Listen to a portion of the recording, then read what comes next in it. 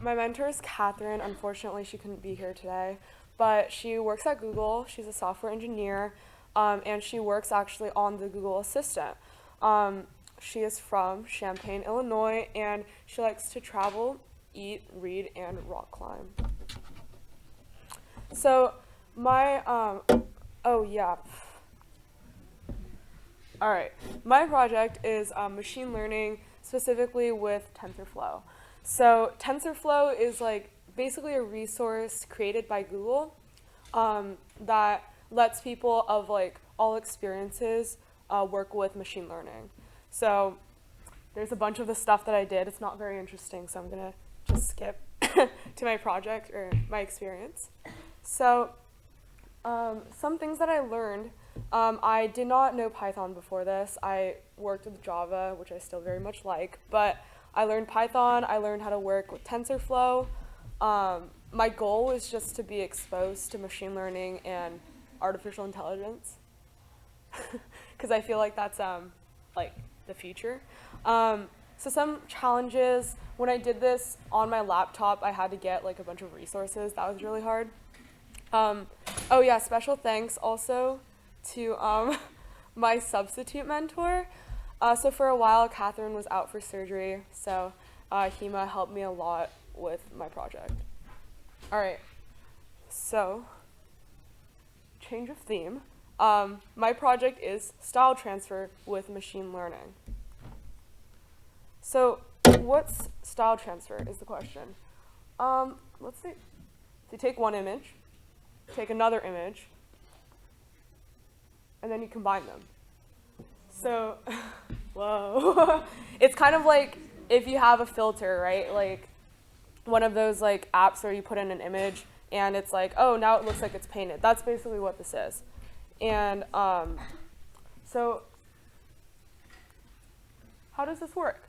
And the short answer is, unfortunately, math.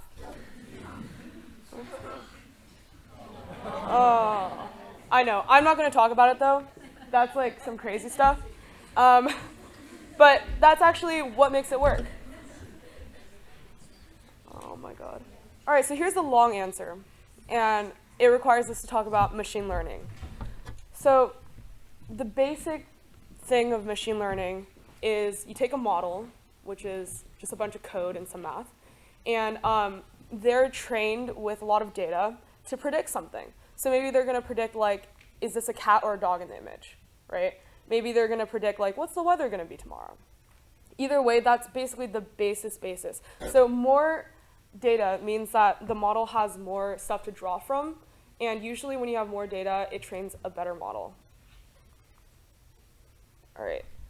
So specifically for neural like style transfer, you have a content image and you have a style image, and then you have a model which is trained on a different set of images to like work how to combine them, and then you get this output image.